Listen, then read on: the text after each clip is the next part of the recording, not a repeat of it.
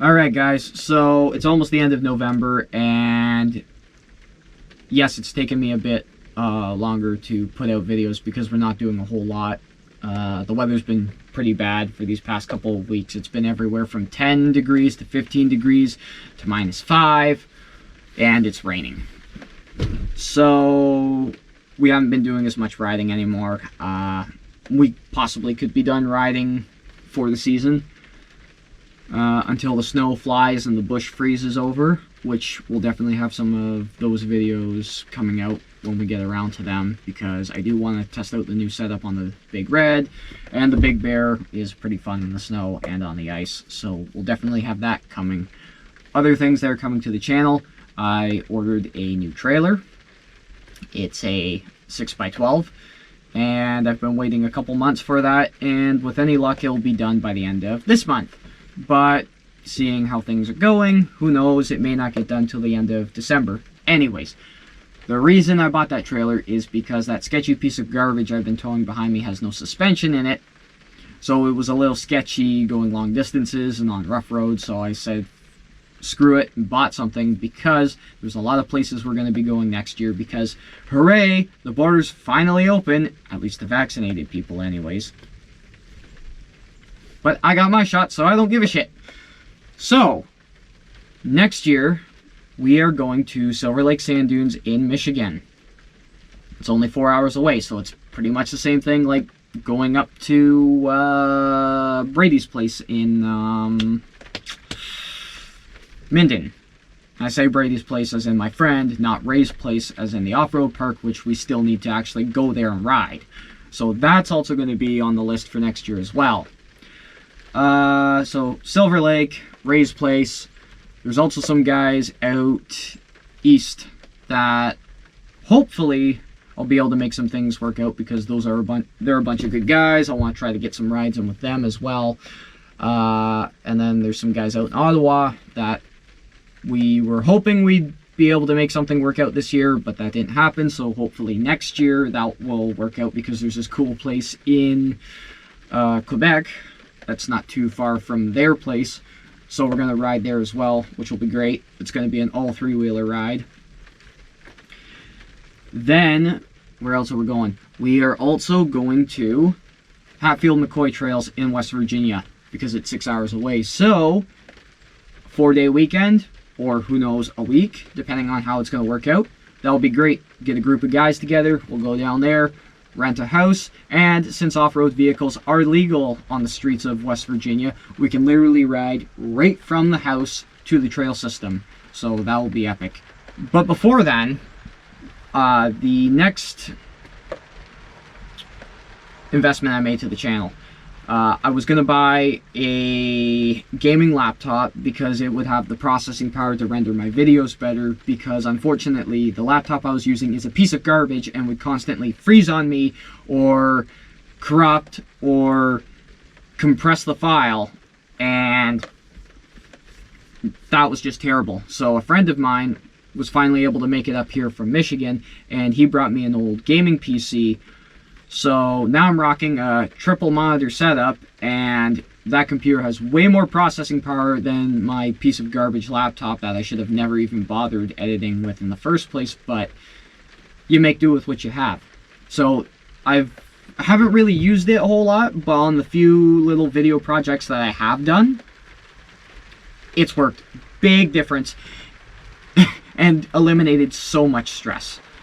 So that was the second investment to the channel. The third investment still goes on with technology. I'm probably going to buy a GoPro Hero 10, depending on how much those are going to run me next year. And I don't really need all the accessories with it, so I'll save a couple bucks there. But I'm going to rock that as my main camera, so I can use the Hero 8, which I'm currently using, as like a rear-facing camera for group rides, or a handlebar-mounted camera. Because I don't really want to use the Wasp so much anymore. In that one video where Brian swamped his three-wheeler literally like 10 feet into the trail, you can see like the camera quality is not really the greatest, so doing that I won't really have to use it unless we do a big group ride, in which case I'll probably still rock that camera on somebody else's helmet. Also, I really want a drone. Drone shots are cool. But unfortunately, the drone I want, I have to register it with Transport Canada and get a drone license for it. Because, yes, let's make everything difficult. So, I'm just going to talk about that briefly. You have to do a written test.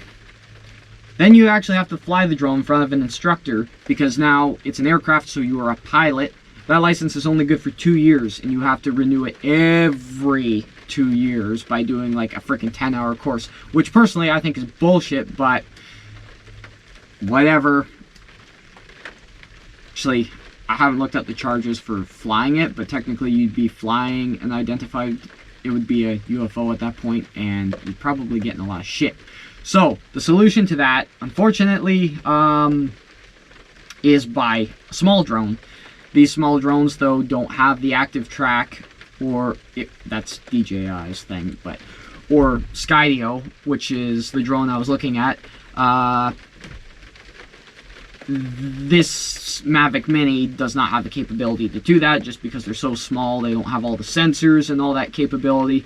Who knows, maybe DJI will put active track in the Mavic Mini 3, which would be cool. But unfortunately, I don't have that much time to wait around, so what I might do is pick up a used DJI Mavic Mini. That way I can get some aerial shots. The only downfall is I'm not going to be able to get any riding shots because it doesn't have active track. And I can't ride and fly a drone at the same time, because that is just a recipe for disaster. So those are the investments coming. Drone, we'll just, don't quote me on that. Don't hold me to it, because it may not happen. But the reason I want it to happen is because, going back to the trips thing, I have a road trip planned from here to a certain ghost town in California. That is going to be one hell of a trip. My plan is to take this truck, the 2007 2500 Duramax, with my new trailer, with the Big Red. So that's going to be interesting.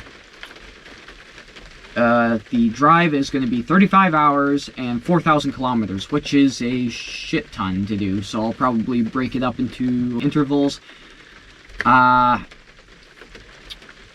But that is the plan. The plan is to sleep in this. Sleep in the back of the truck. So I've got some modifications to do, because I can see that the windows are leaking. And it's not sealed up so nicely to here, but she is mounted down good. I'm not going to lose this.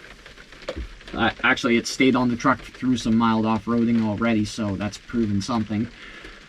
So what I need to do to get this thing ready is see what I can use for some insulation in here, because if I have to sleep in one of the snowbelt states, it's going to be very cold in here. I might take a cot and cut the legs and modify it for here, because I'm not going full-on MAV and doing a custom wooden sleeping platform with a mattress, which would be mint, but wood is atrocious right now for pricing. So I'm hoping to do this sometime in January, but kind of got a trip from here to Minnesota first to visit a friend for Christmas, which I'm not going to record, but that's going to be, I guess, the first real test to see how reliable this thing's going to be on long distance trips, because it's got almost 440,000 kilometers on it, and I will be putting roughly 10,000 kilometers on it through the California trip, because I'm going to stop at a couple other states on my way back up to Canada to visit a few other friends who I haven't seen for like almost 4 years. So that's the plan. Sleep in the truck, drive to Cerro Gordo. I've got a lot of things that I need to do to this thing to get it ready for that trip. Now with the Ram, I wouldn't worry as much, because that thing was pretty good and it was nice to spend some time in. This thing is not as nice, but if it pulls the trailer and it gets me there, I'm not going to complain. So that's happening. I am heading there. I'll probably be spending a few days there, because I plan to volunteer to help fix up the town. Brent's been working on rebuilding the hotel since the fire in 2020. Unfortunately, I've kind of missed out on all the action that's happened there, because, you know, work and coronavirus. So now's the time to do it. It's now or never. And I might build that into a video, or I might just release them in like 20-minute videos and then build a movie at the end of it. So that's why I want the drone. That's why I want the new camera. That's why I need the trailer. Now, a couple of concerns I'm having now. I'm going there in the winter time, so I have no idea what the conditions are going to be. One day it could be fine, the next day there could be a whiteout blizzard, and I have to travel up a 7-mile road that leads into this town. A 7-mile dirt road that goes up through the mountains and has a bunch of switchbacks, and also gains 5,000 feet in elevation. So Cerro Gordo sits at 8,000 feet. Keeler, which is the town at the base, is 3,000 feet. I'm not too sure how the Big Red is going to do at those elevations with the way the carburetor's jetted, so who knows. It might be a waste of time taking it with me, but I kind of need it because, one, I want to get some riding videos while I'm down there in the States, because I got to go through Utah and all that stuff too. So why not take the three-wheeler? Because who the hell in the right mind is going to ride a three-wheeler in some of these places? This guy. So, needless to say, that's going to be interesting in itself. From Cerro Gordo, after I spend, who knows, maybe about a week there, all depends on what I'm doing in the town, what I'm exploring. Then I'm moving over to Phoenix, Arizona to visit a friend there for a few days. But before then, I actually have to go just outside of Las Vegas, Nevada, so who knows, I may stop at a couple places there, but I don't know. We'll see. I've budgeted my fuel. I've calculated the distance between each stop. Now, fuel prices are variable, so I have a set amount I'm taking with me, depending on what kind of mileage this thing's going to get, because it's got a small fuel tank in it, and depending on how much fuel is going to be down there, I may have to cut some locations off of the trip. But I did plan to stop and visit a friend in Arkansas, so we'll probably do some riding there before I do a straight shot back up to Michigan, where I'm going to have to get stupid PCR tests to get back into Canada, because they probably won't get rid of that at that time, which is alright and understandable, because I'll be out of the country for like 3 or 4 weeks, but them's are the rules, so we just either play ball or don't. So a lot of things are coming, and I'm hoping, with the way these past 2 years have been absolutely hell and chaos, that at least this will work out, but we'll find out pretty soon. And we'll see if this truck will earn its right to stick around, because I'm not too sure what I'm going to do with it. At first I thought about building it, but as performance goes up, reliability goes down.